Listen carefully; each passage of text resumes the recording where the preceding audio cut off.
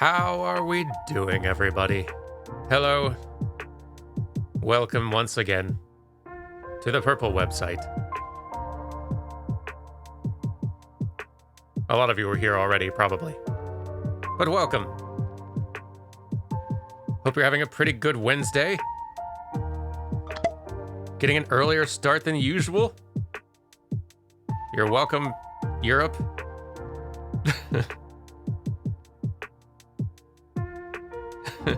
Hey, thanks for the 4 months, Rob Raccoon. And as well as Finvara. Final Fantasy 6 and 9, the best two make the nicest pair. And fair enough. Yeah, I'll be very curious to see how this goes. I've never done a tier list before. Yeah, oh, well, that makes sense. The East Coast would also appreciate an early start.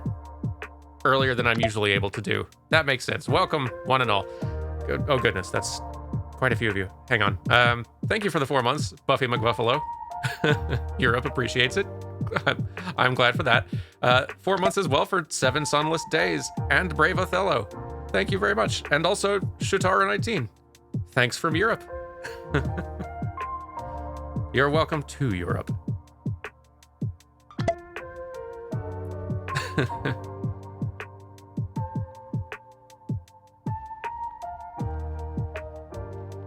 This is going to be fun. I expect we're going to be streaming for a good bit today. A little longer than usual, since we can get this nice early start. Hey, thanks for the 3 months, Caliguru as well. And hello. Yeah, since we got an earlier start, we can do a little bit more Final Fantasy V today. Put a little bit more of a dent in that. Thank you for the bits, that one redacted.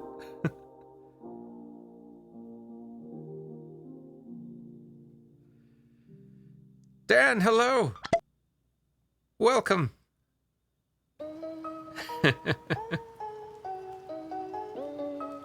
How are you doing? What are you doing?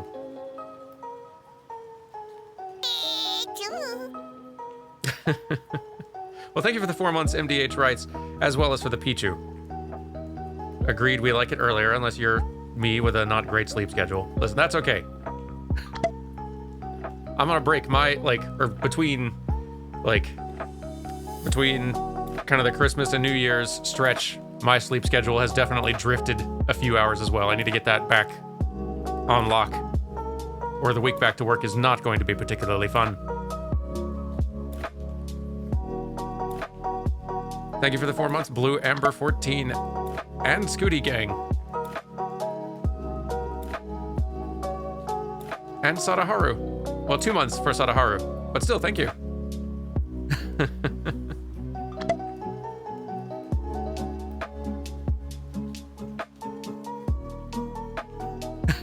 Dan, you're waking up.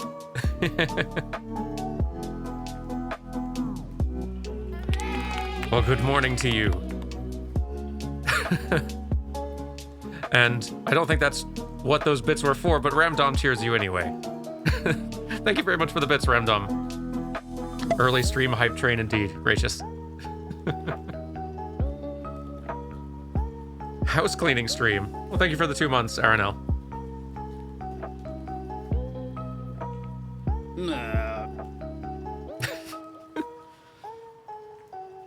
Finvara, there's something very funny about that sentence in, like, coming from Zote, for whatever reason. Albany's nice this time of evening. Getting mixed messages. Thank you for the bits, Calm Madness. And Shakal Draconis. Thanks again for the snacks in 14. Hey, you're welcome.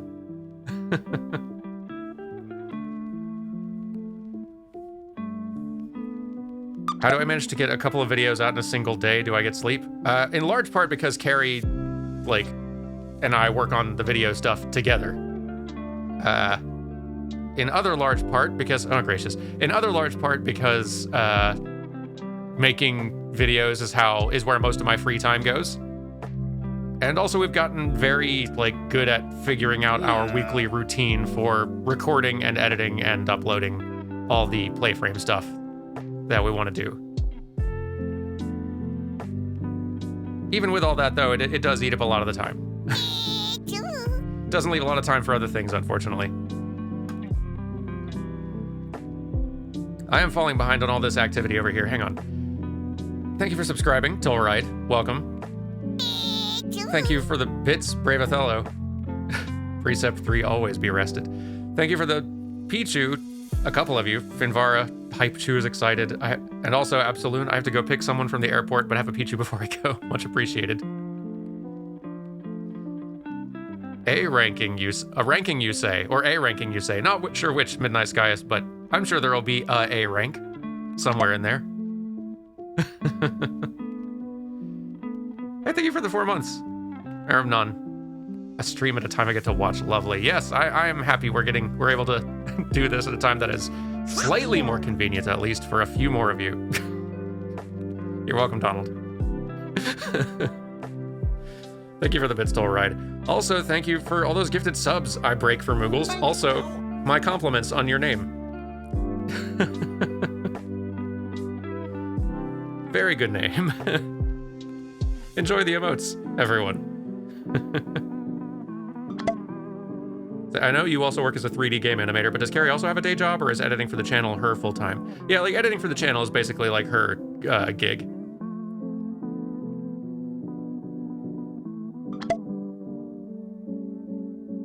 And like Playframe edits, as far as video editing goes, Let's Play editing is faster. Like, fortunately, like, there's no way we could put out that many, like, video essay style videos in that kind of time.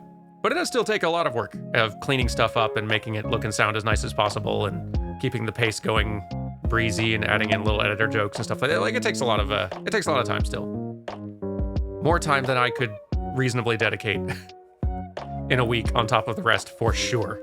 So really, Playframe could definitely not happen. Certainly not to the quantity we're able to put out without Carrie's help. Goodness, y'all ain't stopping, are ya? Thank you for the 2 months, Raging Dave. And the End Hero. 4 months for R2D2 fan. Greetings, Exalted One. 4 months from Fearless Sun, as well. What ho, as we say over in Will's Corner. Goodness, I'm falling behind. Thank you for the bits, Shutaro. Uptown, choo choo choo. Thank you as well for Blue Amber and Lord Trident for the bits. The dwarves will enjoy having Dan voice comment over their labors. Oh yeah, a lot of people enjoying Dwarf Fortress now that you can look at it.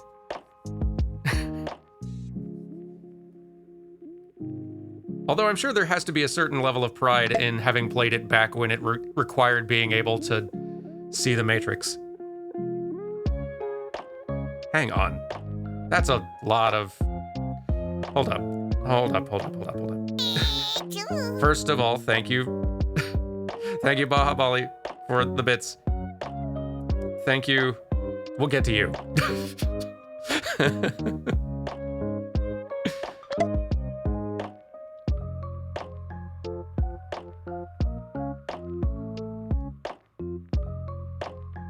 Thank you, Ramdom, for the bits a little while ago. Thank you, Ziltoid, for 3 months. There are 2 types of Final Fantasy games, the ones that don't let you program your party, and Final Fantasy 12. I trust your opinions. I trust your opinions, though, but Final Fantasy 12 is top tier. But it is your opinion.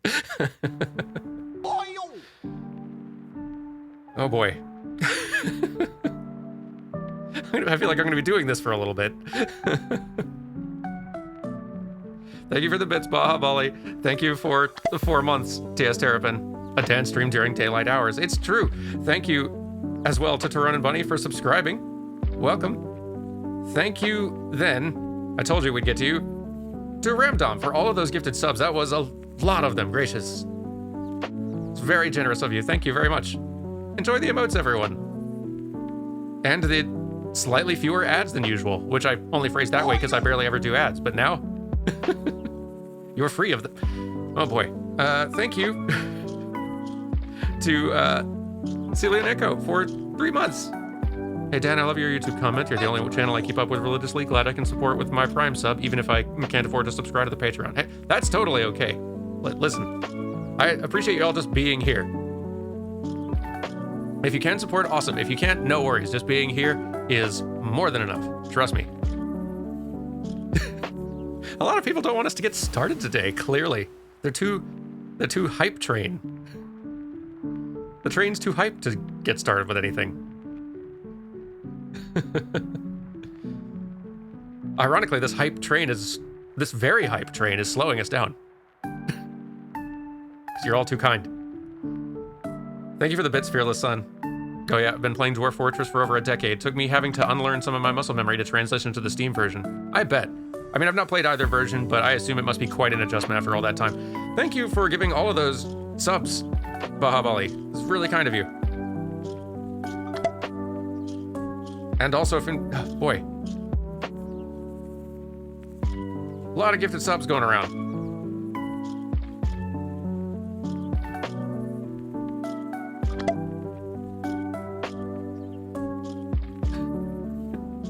But thank you for the 3 months, Pirate Yarn, and also for subscribing, Failbag and maybe Tara. Very much appreciated, thank you. Welcome as well. And thank you also for the Pichu. Hey, so I added 2 more special little, it really is the giving season, huh? I did add a couple more bit alert unique ones. We'll keep them a surprise. They're not large numbers, just to prevent anyone from doing like large amounts of bits. They're small numbers still, but we do have a couple more unique ones in.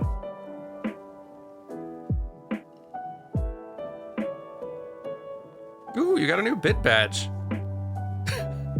I almost forgot about those, but yes, those are also a thing. They're little, like, Playframe colored Hollow Knight charms. Thank you for the bits, Finvara and Calm Madness, and Baha Bali, and Littlest Echidna, and Ramdom. Because everyone's testing new numbers now. Oh boy. Normally I would not make people guess. I'm just excited, I'm excited for us to find the surprise. If it was a larger number, I would not make people guess.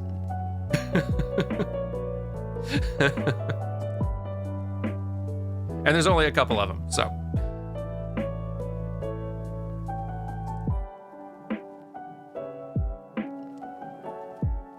Now someone might have found it. I think. We're gonna see if it works.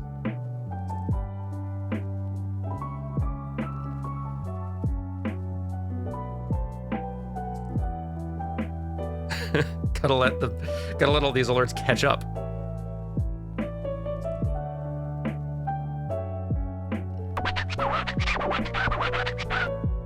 There we are.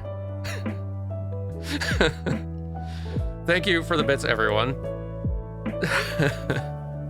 I figured we needed a voice for criticism, right? So 99 bits which is just shy of a perfect score, which is all it takes for the king to criticize you in Katamari games, is is how we bring out the king of all cosmos.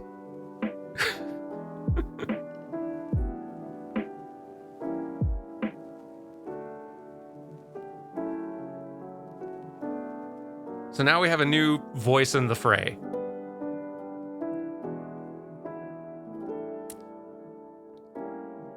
That's entirely too kind. Thank you for the bits, everybody. Testing out the system. Thank you for the 4 months as well. Not so much success. 4 months? That's nearly a year. And thank you for those gifted subs as well, Ramdom.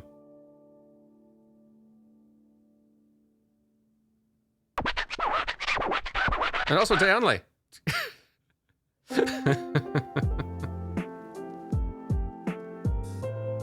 Maybe I should change that little art pop-up for to just his face. I don't know. We'll figure it out. Okay, we could do this for a long time. We're gonna go ahead and get started while y'all go searching.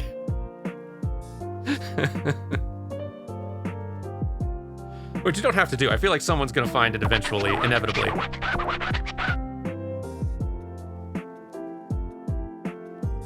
Here, we'll skip to the end. Since y'all found one, we'll skip to the end.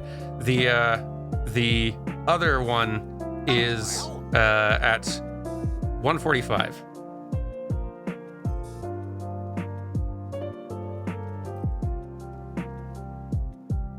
Which we're now going to hear a few times once the bits catch up.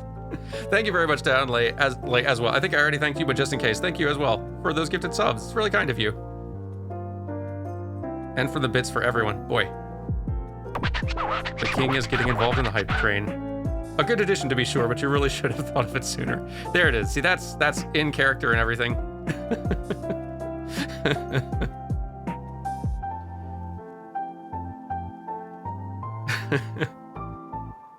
Thank you for the bits, Finvara. We're not sure how we feel about being low-balled. Lolled. No, we think it doesn't suit us. Ball us much higher next time. Cheap out, friends. That's pretty good. Really nailed the criticism, but with sort of like a bizarre understanding of the English language and communicating with it. Oh, the King of All Cosmos is great. We're very soon going to hear... There's our guy.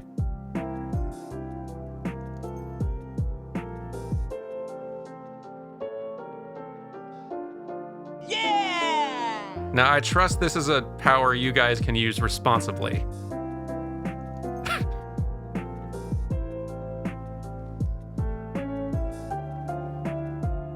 Yeah! I'm putting a lot of power in y'all's hands, is all I have to say.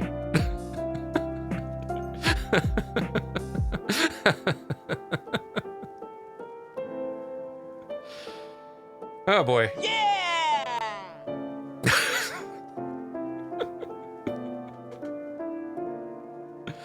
Already can't decide if I regret this or not. Yeah! Oh boy.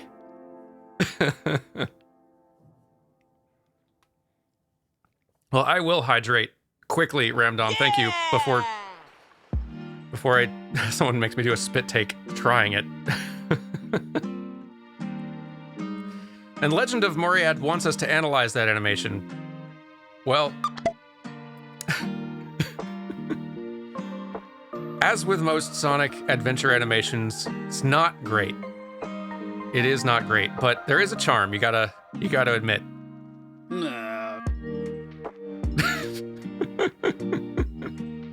Zote gets it. Okay, for real. I'm switching over. We're doing an actual stream now.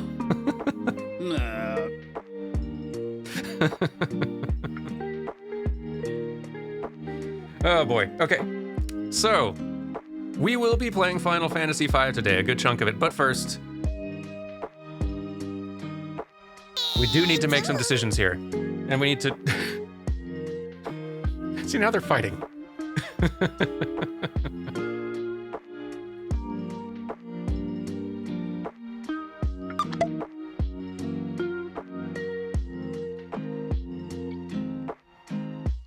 Yeah, we can keep the lo-fi beats going, but we need it to be Final Fantasies at least. Come on, let me see here.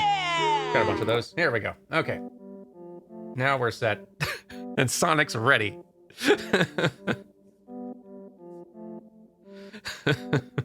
Do not take chat for some conjurers of cheap bits. We're not trying to help you. We're trying to embarrass you with riches. That's very kind of you. Oh boy. So what are the ground rules? Great question. So, while we'll let them keep fighting down there. Listen, if anyone else wants to try standing in between Sonic and Pichu in a battle, good luck. Yeah! So I'm thinking the way to do this is, there's a lot of ways that you could rate Final Fantasy games based just like on the quality of their battle systems, the quality of their stories, their like significance historically and importance. I'm kind of like the metric. You could even kind of like, you could judge the different versions of any individual Final Fantasy against each other, because a lot of these have had various re-releases and translations and stuff like that. So wowzers. Thank you very much. That's very kind of you. Thank you very, very much for gifting all those subs. That's very kind. Thank you. You've startled Goofy. And I'm startled as well.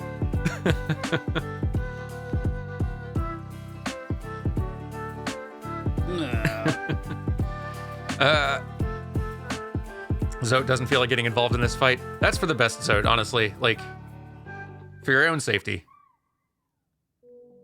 I've fought you before. I've given you guys way too much power.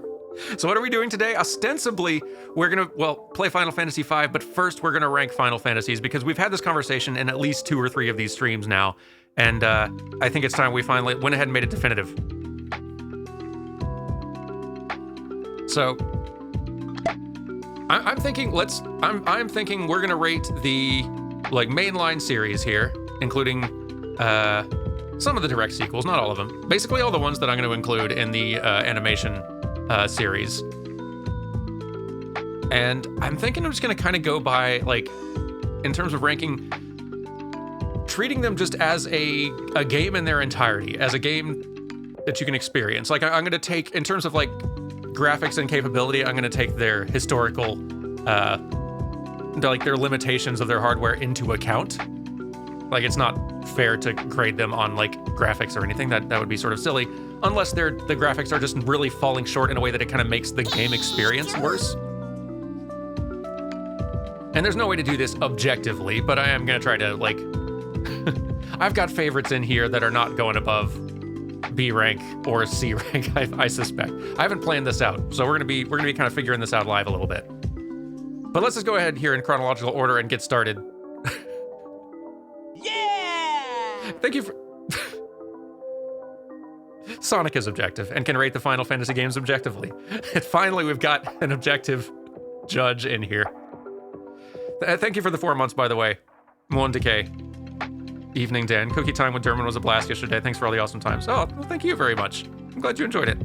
I had a great time, too. We'll do more 14 streams. Maybe on, like, Sunday, we'll do another 14 thing. I've been soliciting ideas from the Play Friends Discord for what sort of chill Final Fantasy 14 streams to do, and folks have had a lot of good ideas, so we'll think of some stuff.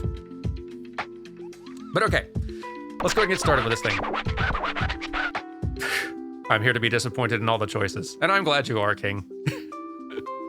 And there was no other outcome but disappointment. So, first one here. I really do kind of feel like the NES era, 8-bit Final Fantasies can't go much, like, I feel like B is the best they can kind of hope for. There's sort of like that proto Final Fantasy experience that can't quite... It is, like, historically very important. All 3 of them, in a way. In terms of like, an experience to play, like, I would not recommend anyone play Final Fantasy 1 if it wasn't, like, unless they were wanting historical context on what the series is. Yeah! Like, I think I'd probably play it like right around C. Sort of as like a C tier type thing. There's certainly worse Final Fantasy experiences. And it is a formative one, but it is early on. There is not much story. What story is there is kind of a random mishmash of little objectives.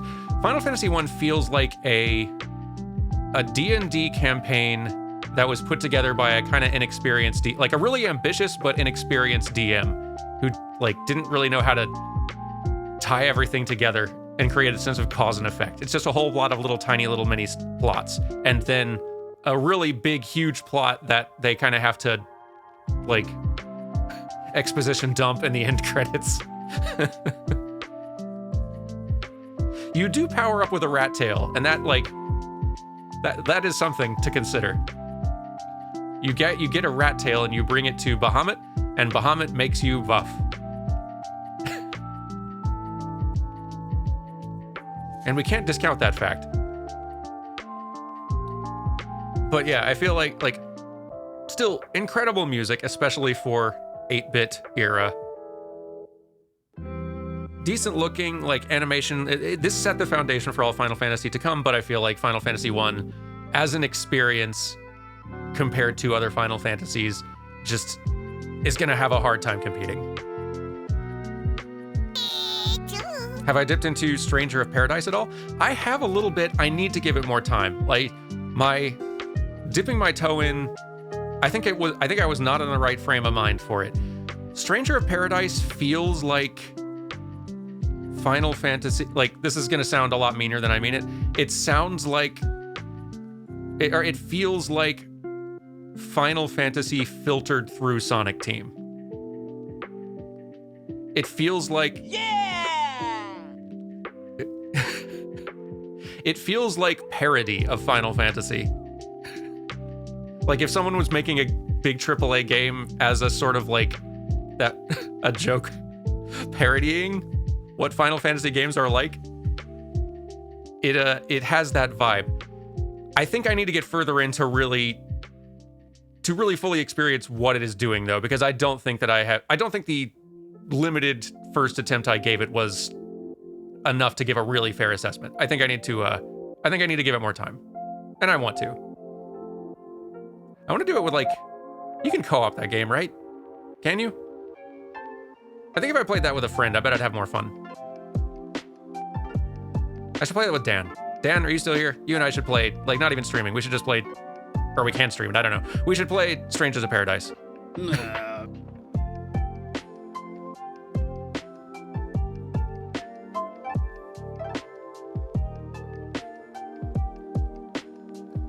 Anyway, Final Fantasy 2 is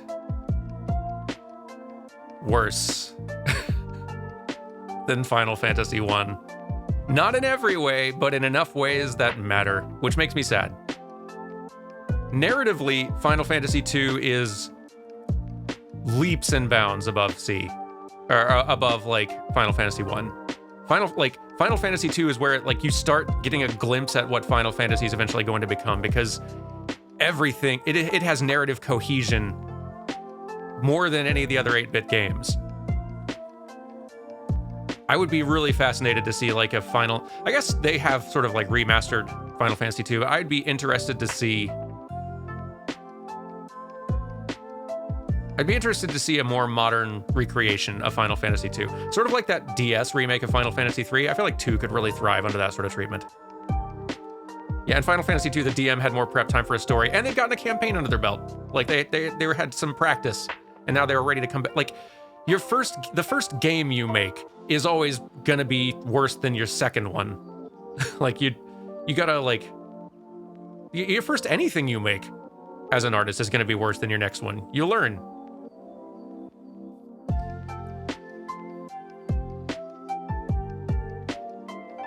Where's that meme about being hated for your beliefs, and it's just somebody saying, I don't hate Final Fantasy 2.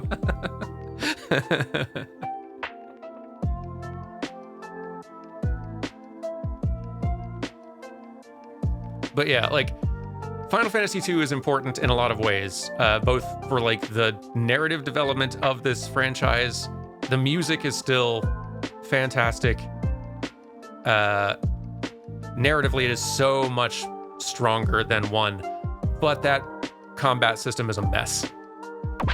It's a bold idea that does not work out. The king gets it. The level up system leaves out a lot to be desired. For those of you who haven't played it, they tried to make it where rather than kind of doing a standard D&D JRPG thing where you level up, you get stronger, your stats go up, you got characters with different classes. You have 4 playable characters. Well, you have more than 4, but you have numerous playable characters who are all effectively the same when you start, and as you have them do different things, they level up different stats based on how you use them. So using more magic will make them better at magic. Doing more physical attacks will make them better at doing damage. Taking hits and taking damage will cause their HP to level up, which ends up meaning that the best way to level up and get stronger is to attack your own party.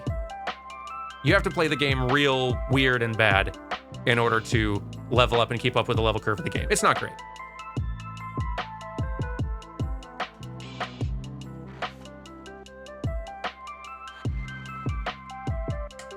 It does mean, I guess, that if you know that and you look up a guide for how to kind of like broken level yourself up, you can go and play the game badly for a couple of hours, grind a good number of levels, and then coast through the next, the first third of the game, then do another little grind session, coast, another little grind session, coast. So you can do it. You can make it less painful, but it's rough. You really can't just play that game straightforwardly. It's a shame. Final Fantasy III is...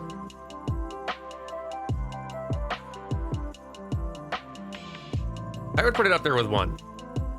Part of me wants to put it higher a little bit. I'm kind of torn between actually B and C.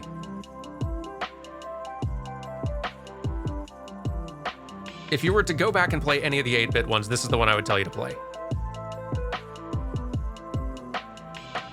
It introduces a job system. This is the first Final Fantasy with a job system, and any Final Fantasy with a job system is more fun by default. So you know what? We'll be nice. We'll be nice at this one. This is like a low B. This is a B-. The story is weaker than 2's. It's a lot more scattered, and a lot of the narrative threads are just sort of similar to 1.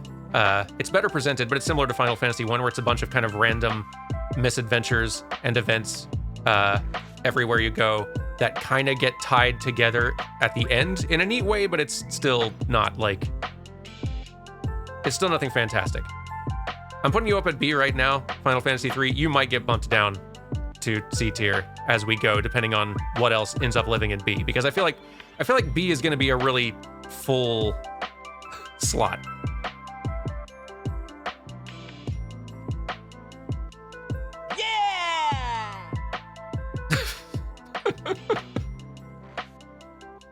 I think a year from now, I'm still going to have mixed feelings about having added that Sonic yeah.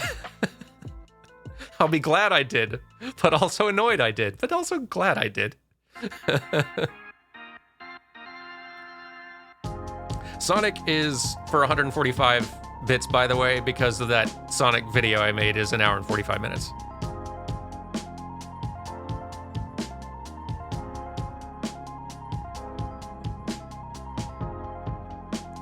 Just had to. Okay. Final Fantasy IV. Where are you? Down here. Sorry, these are all jumbled and out of order in the collection. Here we go. Final Fantasy IV, I feel like lives comfortably up here. 4 is still really strong. If you're gonna go back and play, I'm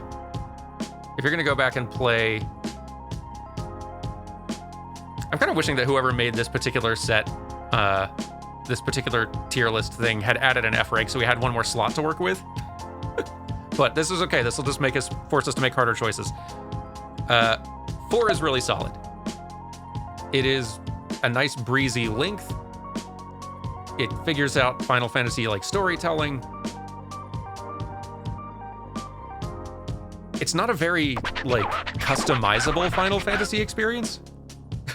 If we're being nice to an 8-bit Final Fantasy, we might choose to be nice to the progenitor of Final Fantasy. We understand progeniting things generated, Prince. It is our role. Ho-hum. Oh, man. Like, 4 is not a customizable experience. Like, you don't get to choose your party ever. Your party is always choosing for you based on where you are in the story, but that's kind of like part of their whole storytelling in it. And the music's really good. It's interesting. Like, 4 is pretty solid. I am really torn on where 5 should live.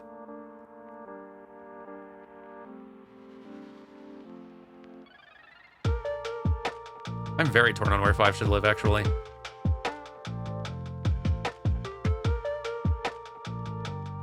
I feel like we're gonna need to do, like, halfway through this, we're gonna need to do a reshuffle to, like, figure out based on, like, if either the top or the bottom is looking to just, if it's looking, like, top heavy or something, we may have to, like, move the average down a little bit. I feel like 5 is... It is narratively a good bit weaker than 4. It is a little bit more scattershot, and it's trying to do lots of, like, goofs while also be dramatic, and the back and forth swing on that is kind of all over the place. But that battle system and the job system are great.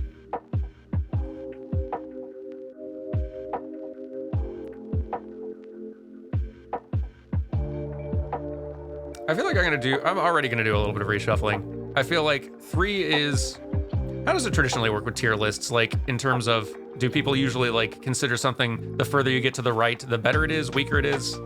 Or do people do that at all? Do we just, like, consider these as a big block, all equal within a range?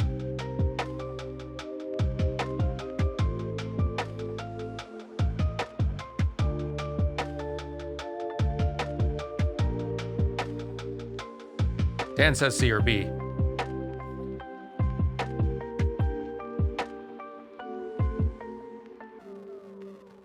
It's really the vertical tier that's most important, right?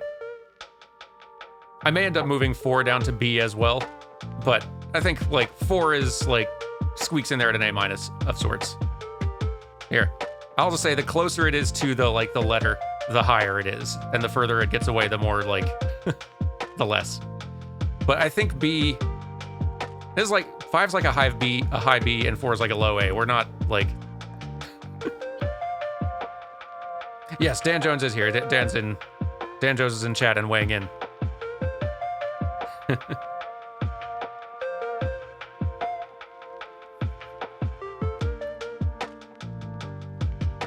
So yeah, the job system is what makes 5 really rock, and the music and all that is really great. And I love how much of 5 is showing up in, like, 14 and stuff like that. But on the whole, I think 4 is a stronger game. Yeah. I feel like this is where I'm going to diverge more from more of the people in chat, because historically this game gets ranked S tier. And every time I play it, I come away feeling like it's not... I feel like 6 is a solid A. Better than 4. There are some times where I feel like even 6 I could even consider down in the B rank compared to some others, and it may get bumped down there later. I'm curious to play through it again. Once we get to, like, when we finish 5, we should get into 6, because I want to give it another go. Like, 6 has so much going for it. The battle system is great. The music is great. A lot of elements of the story and narrative and the characters are really strong too. There's just always something about it that when I'm playing through it where it feels like it is not...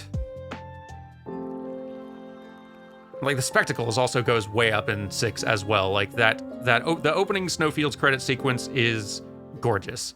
I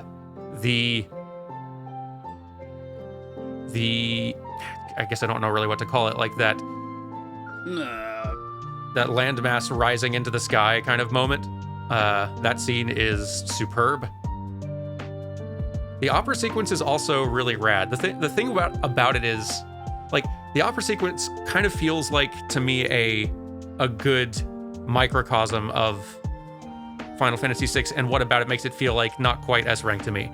The opera sequence is gorgeous and really cool, and a cool moment, like really different from what, like anything I'd seen in that I'd seen in JRPGs before then. But it is also like, the opera scene is not an important moment in the story at all.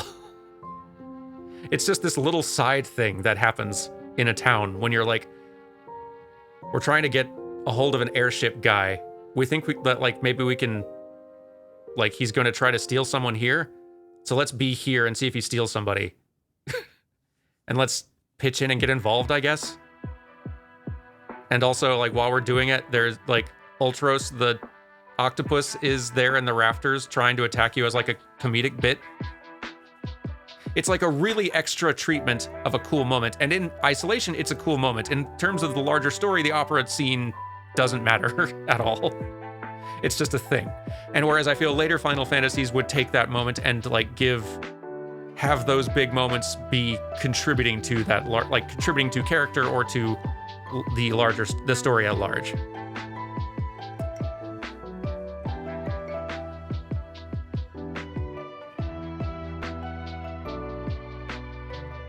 The opera scene reminds me of a lot of dancing and other non sequiturs in Final Fantasies, and that it like reminds me of the singing and dancing segments in the first talkie movies, more of a look what we can do. Yeah, there's a lot of look what we can do in Final Fantasy VI, and a lot of them are really strong. Again, that opening credit sequence is so good. There's a lot about the story of 6 that like I like a lot of it in on paper, but in practice I feel like it lacks a central thread. It's a lot of smaller stories and individual character stories, which is kind of cool. But that it's easy to lose that central thread in all the character stories, I feel like. I don't know. I want to play it. I want to see how I feel about it, because every time I go back to it, I feel like this is the time where it's going to click. And maybe this time it will. See, so someone's bringing up the J-pop concert Yuna does in 10-2, which, like, agreed, that's also like it's like kind of cheesy and silly, but that's tied directly into the narrative. In a very silly, cheesy way, but that is a big part, like, you build to that moment over the course of an entire chapter of the game, like a whole, like, quarter or fifth of the game. Yuna does multiple J-pop concerts in Final Fantasy X-2. I see we're gonna have to do 10-2 on Playframe or on stream one of these days. A lot of y'all haven't seen 10-2, seems like.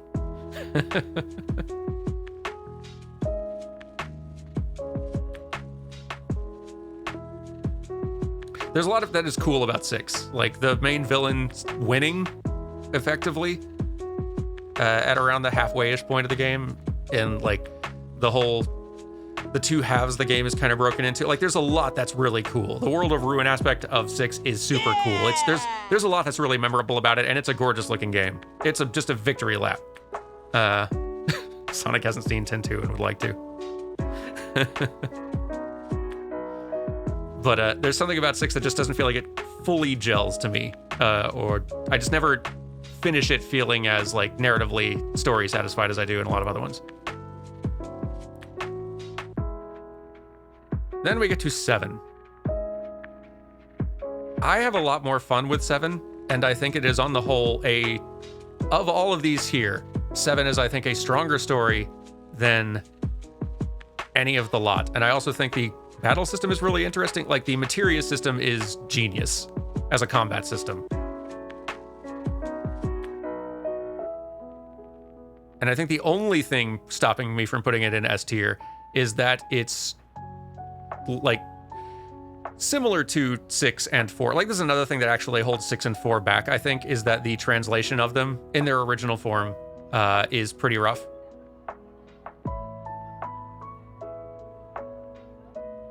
Like, 7 is great fun to play. It tells, I think, a more compelling story, a more character-focused story and has more time and space to do so than any of the ones previously, but that the translation being a little rough around the edges can kind of dampen the impact of a lot of those moments.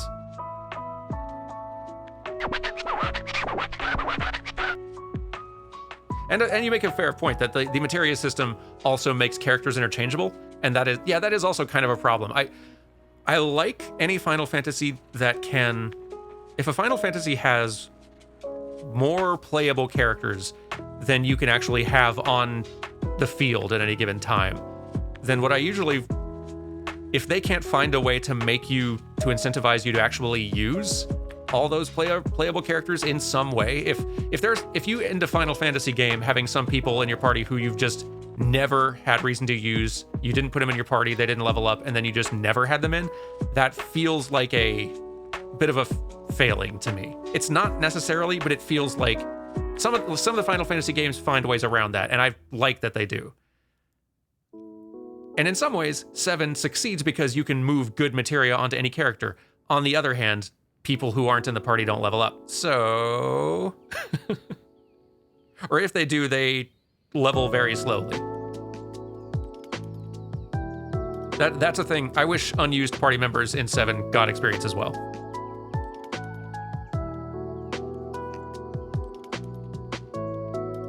Seven's visuals are very charming, but it is also that rough first step into 3D where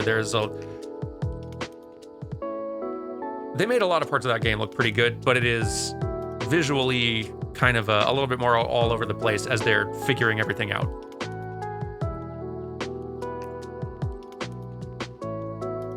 I don't think 7 Remake is in this tier list. Like, I don't see an art icon for it in here, so we'll just have to verbally count that one, I think. We'll get to that one. The GBA remake of Final Fantasy VI is a much better translation, and the best showcase of this is most definitely the opera. It's so good as the opera translation in GBA Final Fantasy VI that it was used as the template for the live performance of the same opera. Yeah, that's also the thing sometimes with judging these by their localizations, is that later versions of these games may have much better translations. And I'm not really sure how to rank that. Like, do we rank, like, we can't even rank 5 by, like, different versions of all the different releases of every Final Fantasy have their ups and downs. Like, the GBA versions of these games have worse music because the sound chip on the GBA is not as good sounding as the Super Nintendo chip, but usually better translations. The PS1 versions have load times, which kind of just makes them worse by default.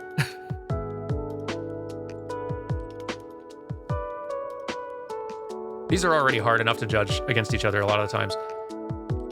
I feel like Final Fantasy VIII is a nice, comfy high B. To me. It is... There's a lot to like about Final Fantasy VIII. I don't think it narratively ends up telling quite so compelling a story as 7 does.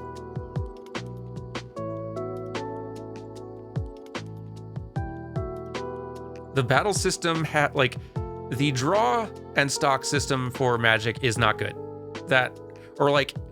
I like the GF system in terms of like storing magic on GFs to apply stats. Like, the customizability in 8 is really cool. And the way you can absolutely break 8 over your knee and just get such a broken party and just like by playing cards of all things is honestly great. I love that. But the fact that a lot of the ways that you can do that, grinding is not only... Actually, grinding for levels is not helpful. Grinding and leveling up actually makes you weaker, because the rest of the game, like, enemy levels scale to you. So that's not a good thing to do. Staying low level actually benefits you. But you grind by collecting magic, and collecting magic in 8 is not fun.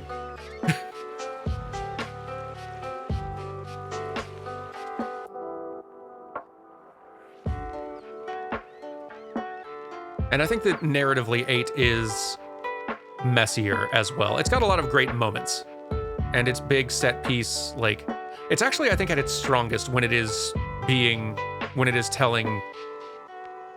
like its love story stuff. Just little moments of Renoa flirting with Squall, Squall bumbling his way through every social interaction.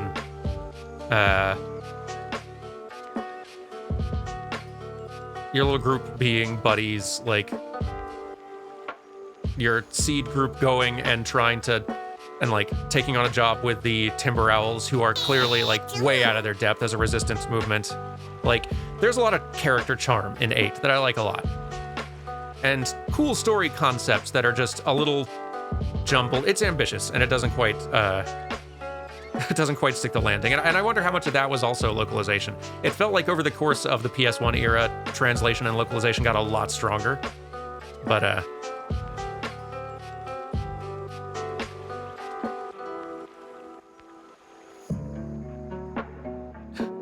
it's worth noting that the whole end of Final Fantasy VIII should have been avoided by just having a character not invent a thing they hadn't invented yet. Just don't do it and the whole crisis is averted. I hadn't thought about that, but that is pretty great.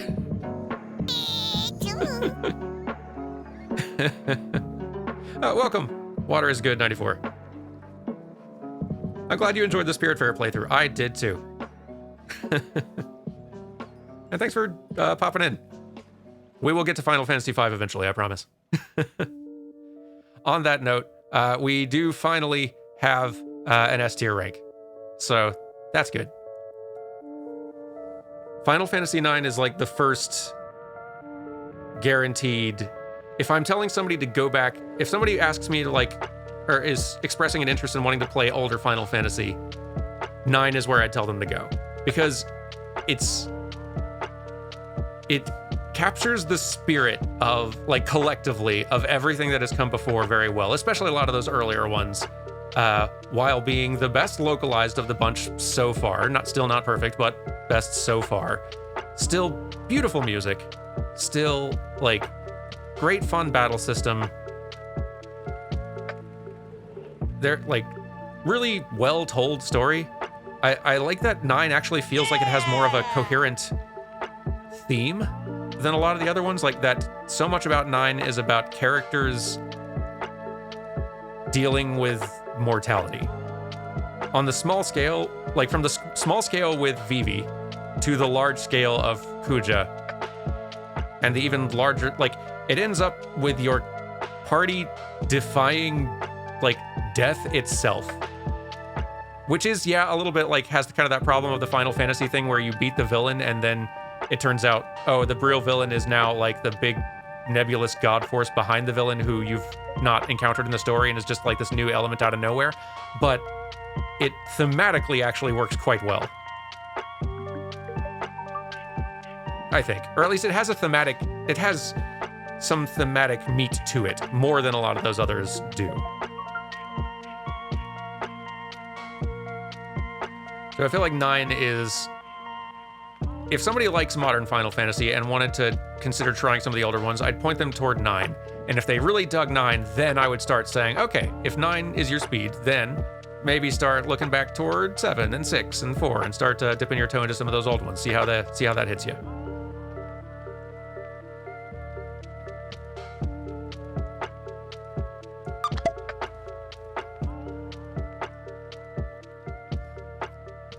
I would love if, like, it'll never happen because Square just doesn't like celebrating the Final Fantasy history, but I would love to get like a overhauled translations of all past Final Fantasies and kind of like a new remastered releases. Like, localize those games as if they were being made and localized today. I'd be really curious how much more might come through. Like, a lot of the newer remakes do use newer translations, which helps. I feel like they could potentially go a lot further, though. Maybe not. Maybe I'm just assuming there's more there that's not been brought over than there is. But even so, yeah, 9's an easy S rank, so that's nice.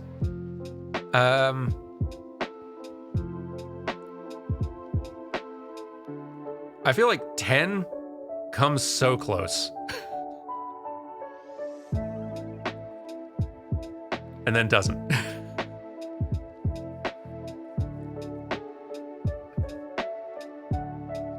10 has so much going for it. There is a lot about 10 that is great.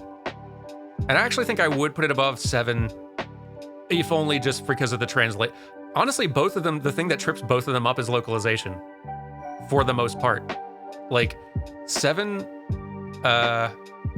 just didn't get enough, like, the poor translator was not given the time he needed to do the job.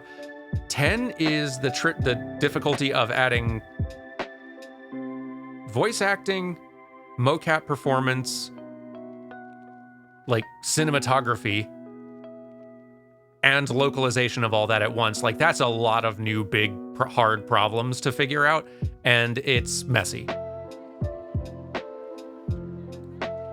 The battle system of 10 is great. I love that it does actually involve your entire party minus Kimahri.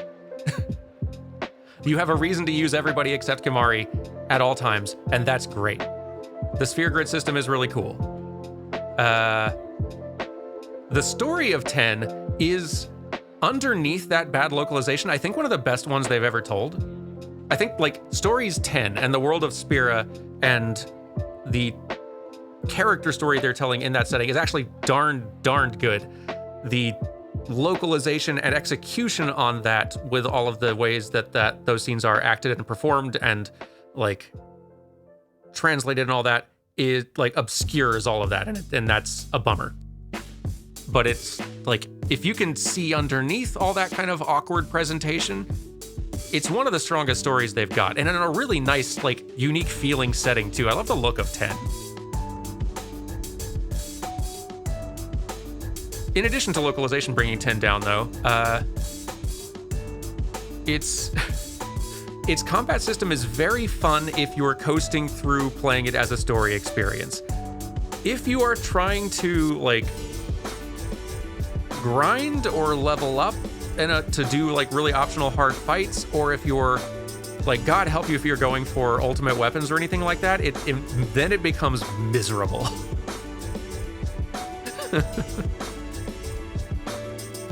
Endgame in 10 is terrible.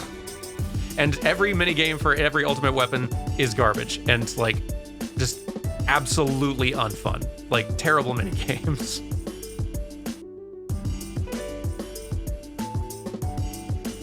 Like, normally I wouldn't hold, like, endgame optional content stuff against, like, most of these, just because, like, that's not the core experience, really. But it is so bad in 10.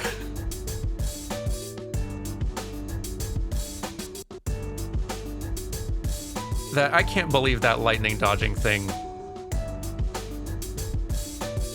didn't, like, that they actually went through with it. Absolutely bonkers. Yeah, the butterflies too. Blitzball can be fun, but it's very, like, it's a kind of neat idea that is pretty broken and also requires just such a large time investment. Like, if you don't really enjoy that Blitzball, boy. Yeah, the Chocobo race isn't good either. They're all just bad. None of it's good.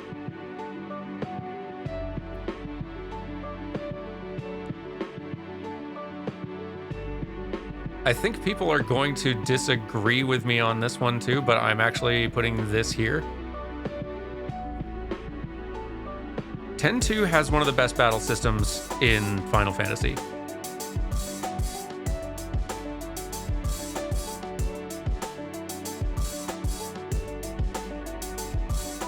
Like, that, it's basically a job system again, except with more of the, like, the, well, it's fast-paced, you can change battles, or change jobs mid-fight. The music is fun. Like, the whole vibe of it takes getting used to. Very much. But I love very much them telling a story about a world trying to move on after the end of the world has been averted. And just trying to figure out, like, all right, what does the world and life look like now? Both at a large scale and, like, culturally, and for individuals. Like, Yuna, as a character who did not expect to survive the first game, now has to figure out, like, what her life is. And that, like, they have some compelling ideas in 10-2. It is a very strong flavor, though, as, like, in terms of, like, they go for a kind of goofier playful poppy type thing. In part because that's where like it's appropriate for Yuna's character and where she's at, but it hits you with that flavor in the face at like all the way cranked to 11 in the opening seconds, and it is if you're not ready for it, it's very jarring.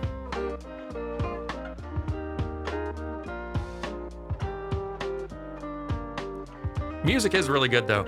It is all like it also the other thing holding it from S rank is that like there are lots of times where I think it is trying to be funny. It's not a very funny game. It tries to be funny a lot. It does not succeed. Brother as a character in 10-2 is terrible. I think they think he's funny. I think he's meant to be funny. I assume he's meant to be funny.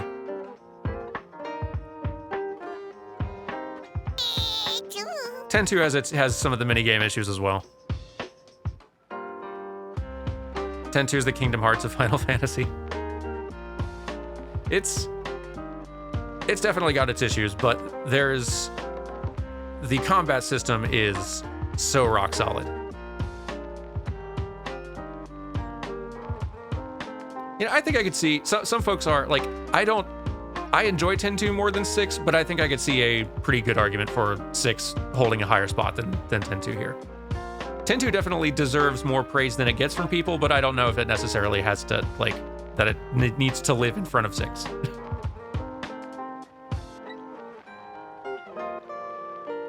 I would replay 10-2 before I'd replay 4, though. Liking both of them.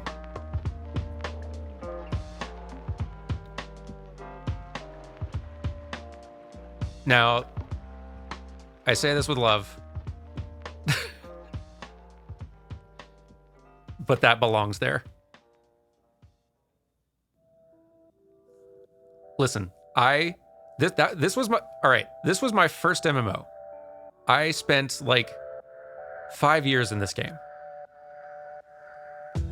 I have a lot of fond memories. Like Vanadil is my like, you know, when you first started getting onto the internet, maybe this is just a thing that like it's more for like people of my age because the internet started really becoming a thing when I was like in my teens, but you know that first internet community you kind of joined where like that kind of became internet home and you kind of treated it that way for a very like long time. It was hard to not think of it as like sort of your anchor in the entire internet.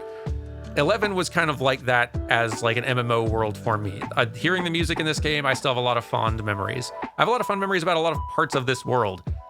This is so miserable to play. It is an MMO from the time before World of Warcraft came in and made MMOs tolerable. MMOs were just impenetrable, hostile time vampires prior to World of Warcraft. Like, you think they're time vampires now? They were a bleak landscape. Like a bleak landscape before World of Warcraft tried to make them approachable and fun for a wider audience. And 11 comes from that era. They've changed so much about 11 since then to try to accelerate the pace and make it more possible to do anything by yourself. It's still a slog.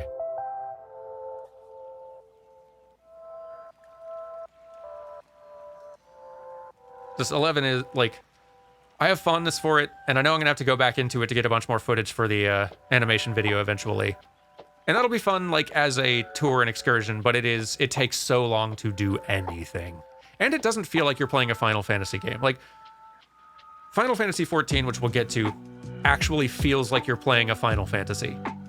11 really doesn't. The story is, especially if you were having to play it in its day, the story is so minimal and told, and you will get tiny little snippets of it scattered across so many dozens of hours that you can't even really remember any of it by the time you get shown another scene. It's just, it's not a good time.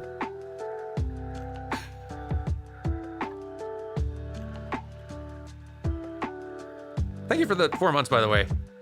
Arc Flash Hazard. So I've not been paying nearly enough attention to everything going on here. I have almost zero frame of reference for this, but I'm getting a kick out of the conversation nonetheless.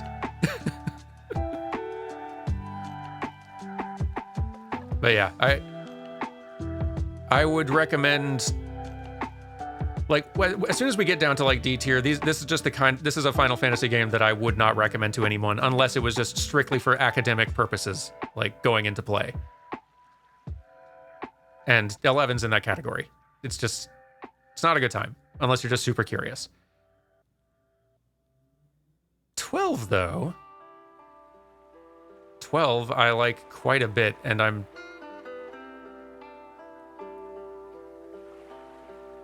like, there's parts of me that want 12 in S tier, but it's not. I think 12 still belongs around here. And this is like, where in here exactly is pretty debatable too. But I really love 12.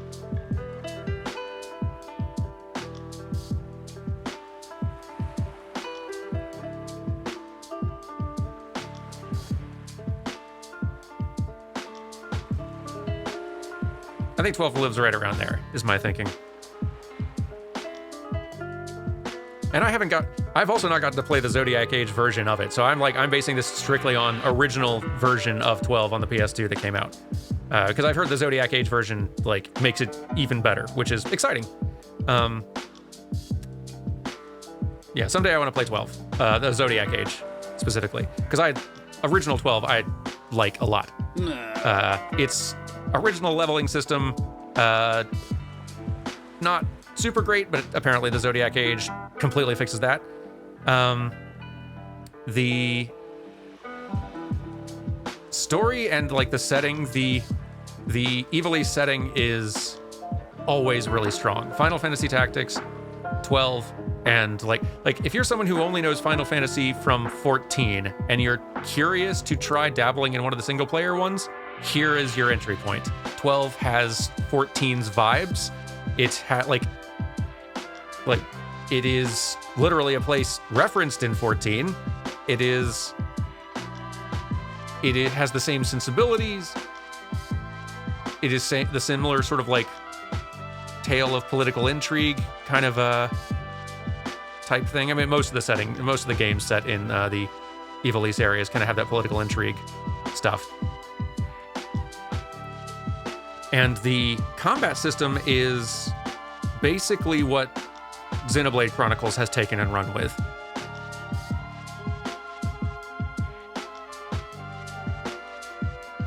And the localization is like one of the best localizations they've done for any Final Fantasy period.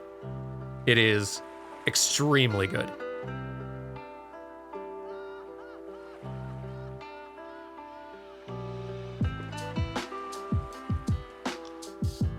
I suspect that like Zodiac Age version I could see going up to S tier or like top of A tier here.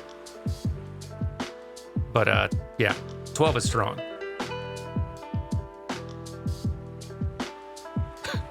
I forgot that Tita's laugh was in this track.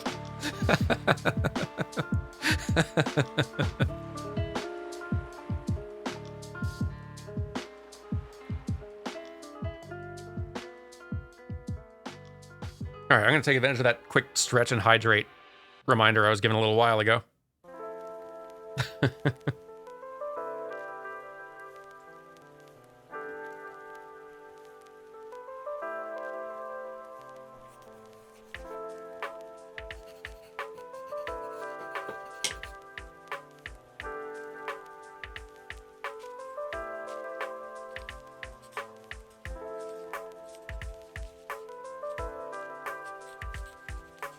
But yeah, 12 good. And I don't know. This is where it's going to get... I don't know. I think we're at the point now where things start getting divisive. Like, some people just have...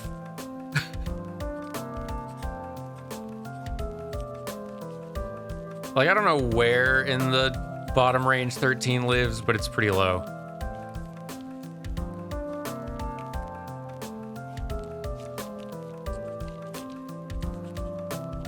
No, well, so someone saying 13 is fine and that like the negativity is groupthink. Disagree. Having played it recently, nope. It's I don't like 13 at all. I think I would sooner play it like as an experience than the NES era games. Just because there's more to it, but it is rough.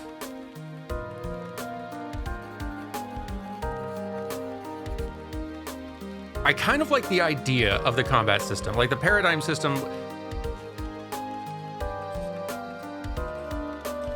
I like the idea of it basically being about hot swapping team comp mid-fight. Like that's a kind of cool idea.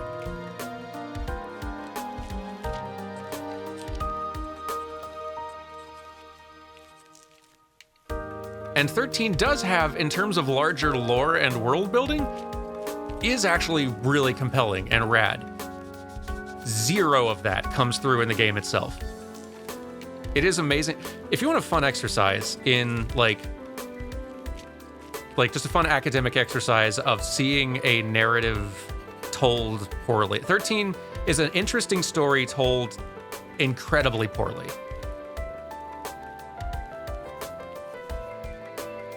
And the way you can tell is that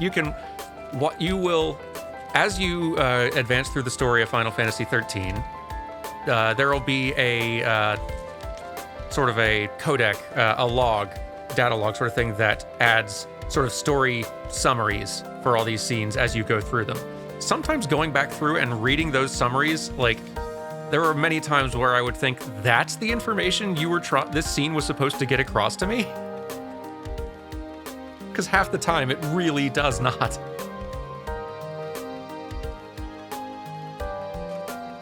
Part of it is is an issue of them throwing you right in the thick of a story with a lot of proper nouns and a lot of characters not explaining really what the proper nouns mean. So it's easy to get lost from the start. Part of it is also just bad directing. There's that entire opening battle scene happening on Pulse, I think, or maybe it's not Pulse. In the entire opening chapter or so has a whole lot of scenes that are just the directing of it frustrates me to no end, where you will just see this resistance movement of a bunch of folks with guns shooting nebulously at enemies off screen, and then just taking a little break occasionally in between conversation to fire some more rounds in a direction. But you cannot get any sense for the geography of what's going on, of who is fighting who or why, or whether it's a moment of safety or danger. It's just very much the context and understanding of what's going on in that entire chapter is a complete directing mess. And a lot of the narrative stuff that they're trying to do just does not land. Gosh, the Sonic.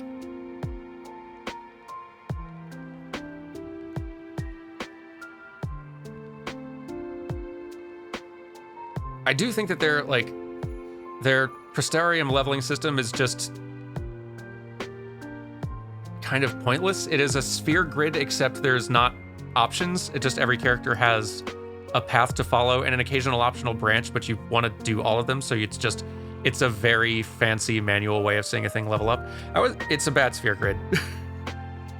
And one thing that always confused me is a lot of people complained when Final Fantasy 12 came out that it's a game that you didn't have, that just played itself, which is not entirely true. It's a game that streamlines out all of the, when you're grinding in Final Fantasy 7 or 8 or even 9 or any of these other good ones, a lot of battles will just turn into running around and then spamming the X button so that you do a bunch of basic attacks, take the enemies out, and then that's it. 12 kind of streamlines that out and allows you to just charge through to where all of the thoughtless decisions are done automatically, but you will, if you do need to stop and do something specific, if you want a character to do a specific thing, you can press a button at any time to stop the battle. All right, let me choose a move. You do this thing. You do this thing. You do this thing. It just basically strips out all the boring decisions. And as soon as you get to a hard fight, you will be stopping to do manual decisions a lot. There are some the hard fights in some tough boss battles, and especially some of those really tough hunts. They'll require some attention.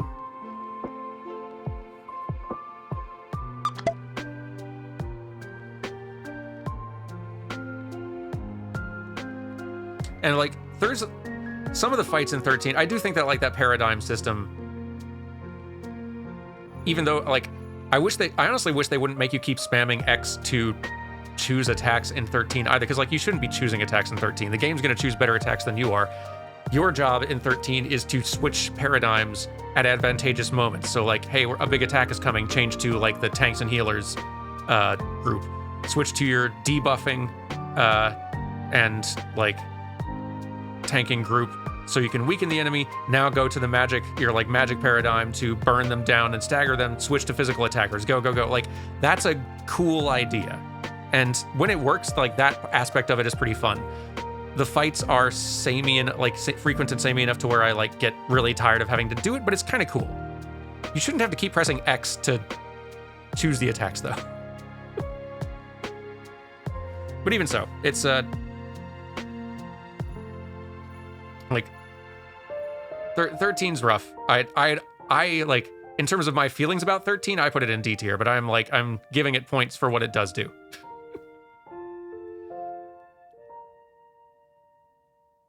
I'm giving no such points to 13-2. This game irks me endlessly. Even though in some ways it is, well, is it better in some ways? I don't know if it is.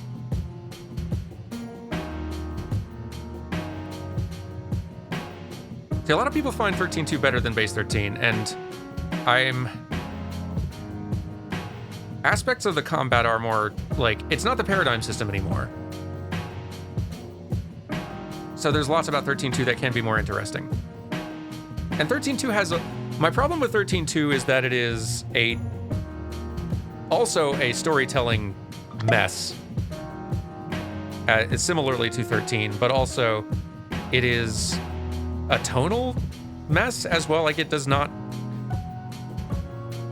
really all over the place. It feels very much like a game that is built from a lot of assets they made for 13 that didn't end up in the final game. Because it is.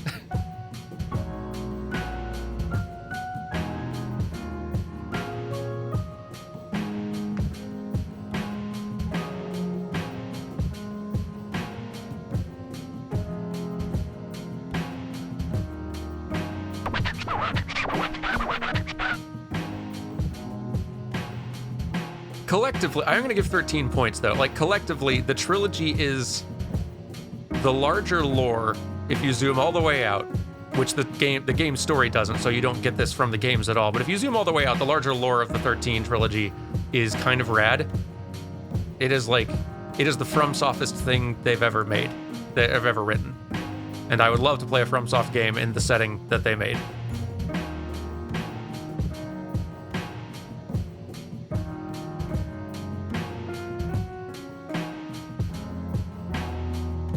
But yeah, 13 is a kind of just narratively jumbled mess, and it was sort of a problem that a lot of Final Fantasy stuff was getting into in this era, where there was like characters weren't acting like people, like they weren't reacting to situations the way humans do or would, and which makes them a lot harder to relate to. There was a lot of just sort of it's been really hard for me to put my finger on or like get a really effective way to explain I always have difficulty explaining it, the vibe I get from it, but it's a lot of characters who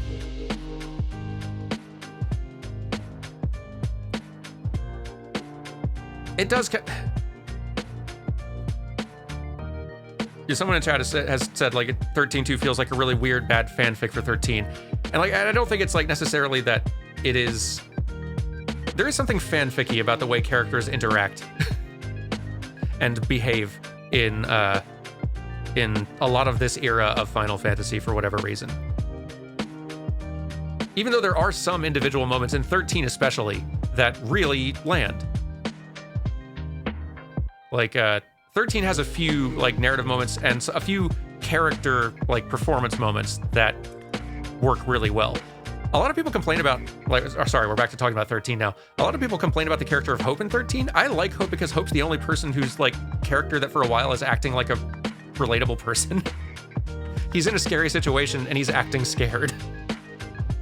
And he's like scared and angry and for reasons that are dramatically understandable that have been conveyed in story.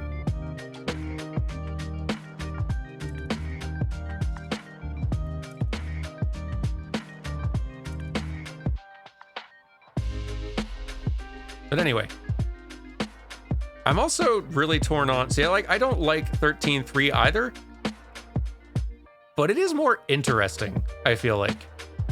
I had a little bit more fun playing it, and it is still narratively a mess. It is still narratively a mess in most of the same ways. Like, 13.3 I would put above any of the other two. I don't know if I'd go so far as to call it B tier. Probably, I don't think it belongs up there, but it is more interesting, though. Having the combat system be stripped down to just being one character, but a lot of, like, for whatever reason, the combat being stripped down to one character in 13.3 is actually pretty fun. I like the combat of 13.3 more than the other two. But the narrative stuff is still a mess. Having a plot... I think it's kind of shooting yourself in the foot having a plot point where your main characters are having their emotions sapped away by a sort of mysterious god entity. Like, compelling on paper, but then it means that, okay, your characters are just all flatly saying things and showing no emotions whatsoever. It just leads to, like, no drama at all. Or just completely impenetrable, like, narrative nonsense. Part of the... 13.3, I remember playing the demo for 13.3 when it came out, and I hadn't played all of 13.2 before, and the intro to 13.3 is just a... I had assumed that, wow, I must have missed a lot of 13.2, because everything I'm seeing here, like, the way the characters are acting and whatever's going on is, like, making no sense. 13.2 does not explain a single thing as to what's happening at the start of 13.3.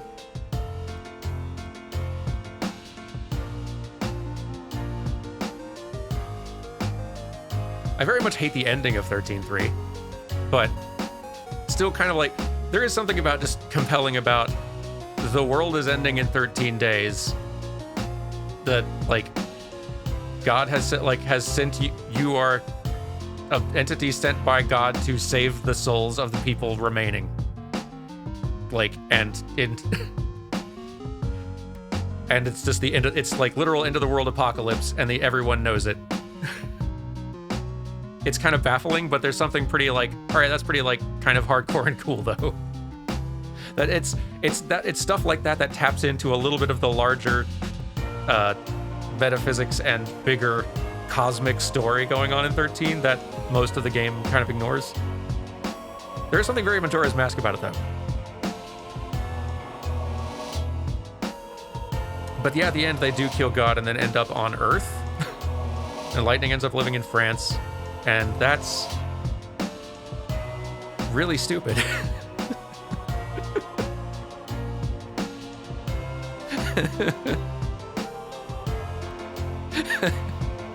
I'm just watching chat just because I know I'm not the only person, because I know there's a lot of people who don't know that that's true. I'm not joking.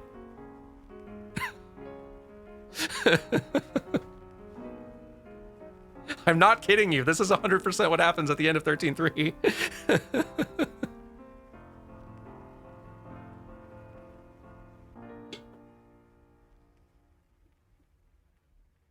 It's like, our world is over and destroyed. Let's find a new, let's like kind of magically wish a new world to go to. And they find Earth, and they just sort of all zoom warp down to it at various points on it. And then we see lightning in France.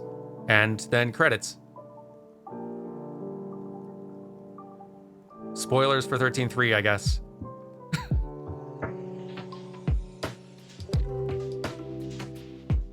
I mean, she seemed happy for the first time in 3 games, so that's nice. Good for her.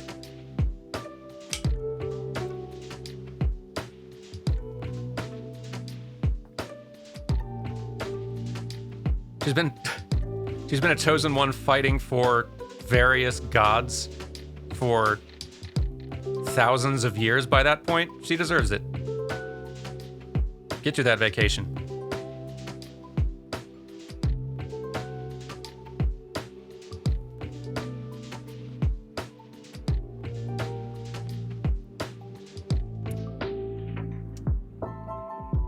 But then finally, thank God we're saved. I really feel like there need to be more up here in S tier, but So like, and I'll make the caveat here. MMO is not going to be for everyone, and that is okay. Like, for some people, having to play an MMO is going to make this just not the game for them regardless. But it is, and actually, yeah, I'd put it above 9 as well.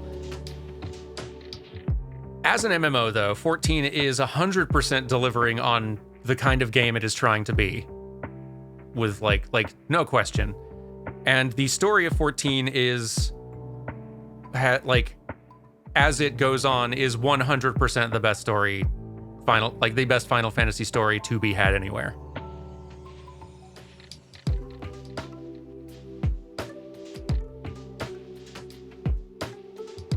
And this is all, I don't have like all the expansions individually, nor do I think it's really worth getting into the time of writing expansions individually here.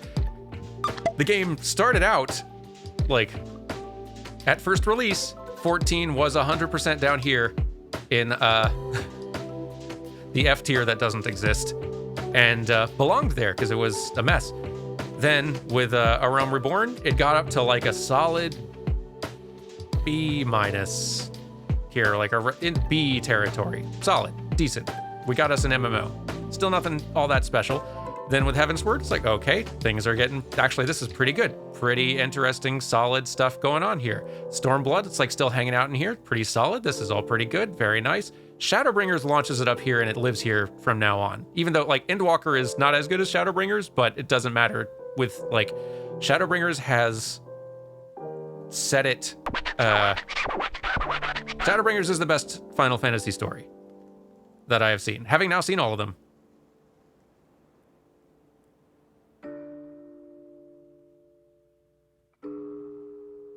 Yeah, like it is some of the stuff they do, some of the stuff that you will see in Shadowbringers as we get there is so leagues beyond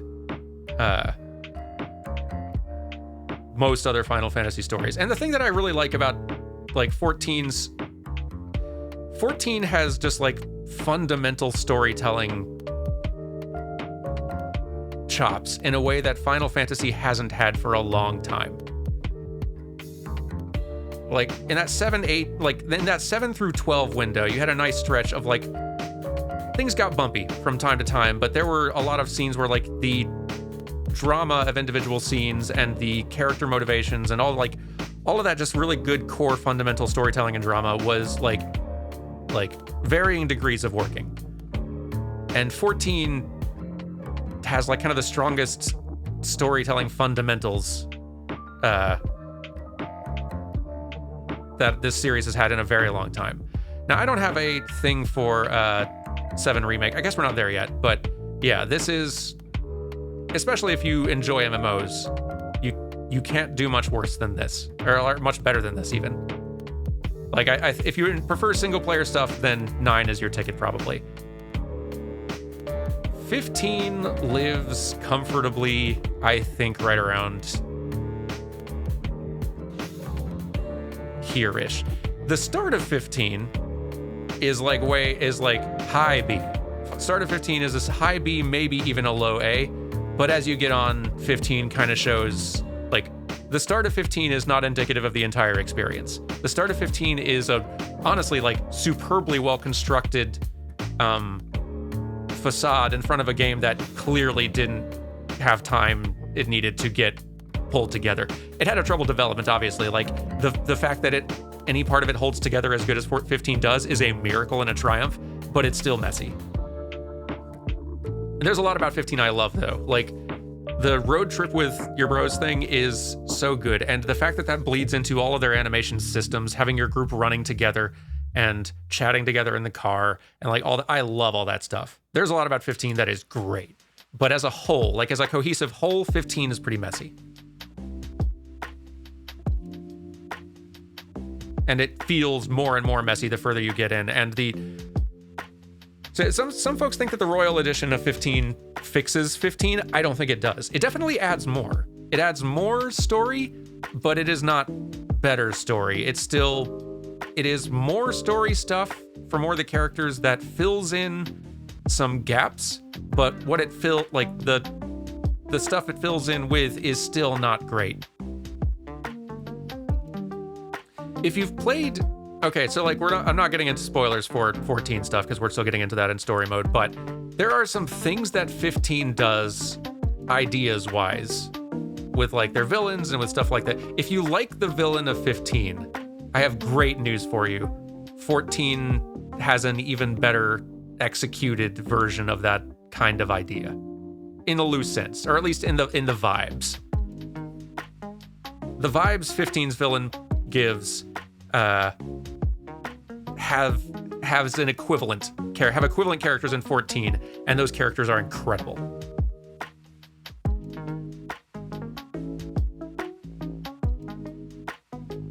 Some of my favorite stuff in 14. But yeah, like I enjoyed my time with 15, but it's a bit of a mess. That's all. The only other two that I have down here for entries are Final Fantasy IV After Years, which I haven't really played, but I've not heard much about, and Final Fantasy XII Revenant Wings, which is also like haven't played it and also seems just as more of a spin-off really than both of them kind of feel like spin-offs more than sequels so much.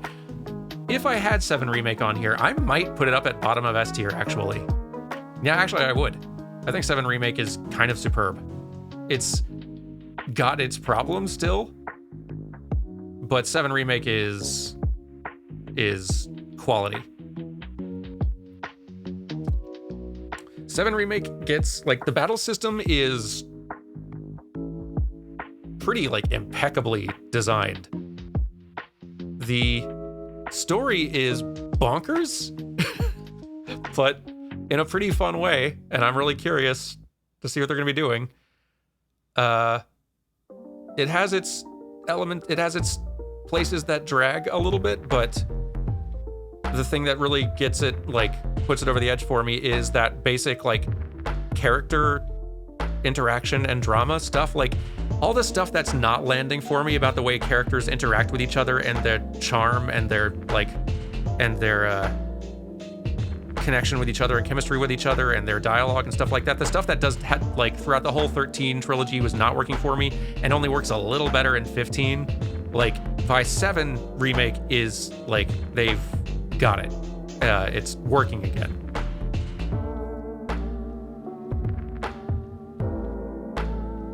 So I think we've done it. Took a little longer than I thought, but I think we've got ourselves a solid tier list here.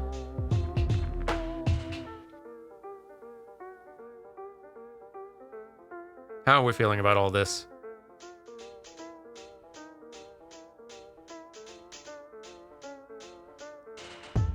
Honestly, the longer I'm looking at this, I'm feeling pretty good about this, actually.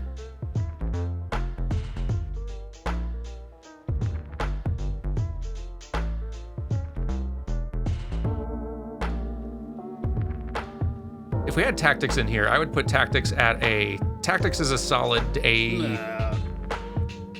Probably A... It's kind of like middle A range is probably what I would call Tactics. Some of its battles are absolute shenanigans. There's a couple of fights that are some real BS nonsense. But, like, otherwise, Tactics is wonderful.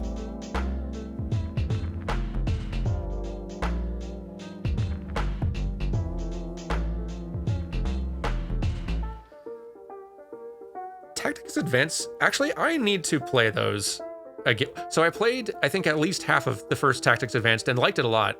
And I've not played A2. I should play those sometime.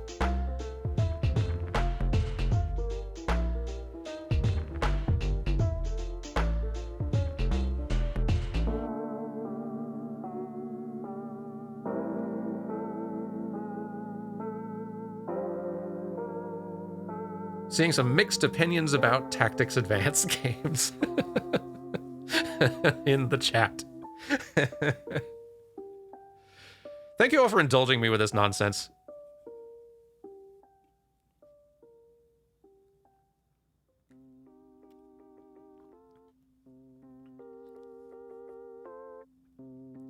If we do other tier lists in the future, because this was kind of fun, we should figure out what other sort of tier lists we'd do.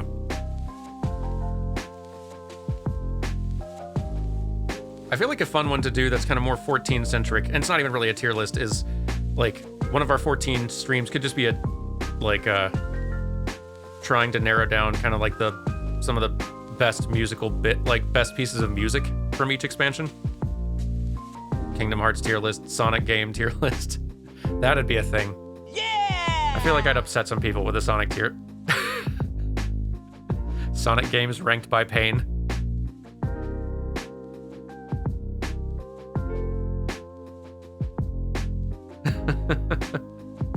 I don't know, this tier list stuff doesn't matter. It's all personal opinion, like at the end of the day.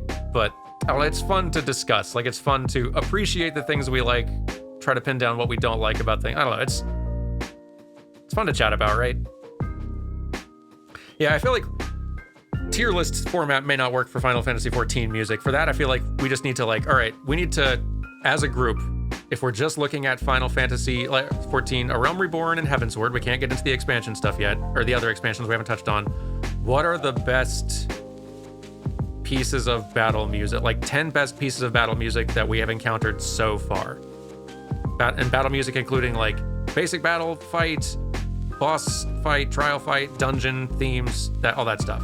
That's going to be a hard list to narrow down.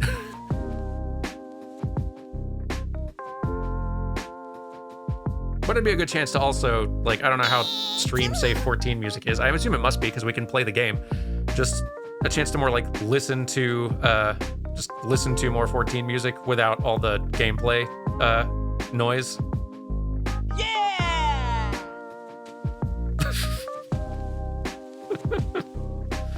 Oh, this Sonic bit alert.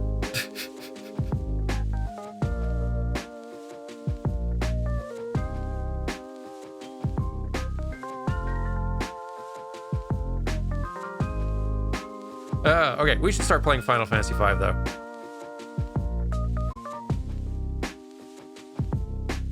I'm gonna go ahead and get things set up here.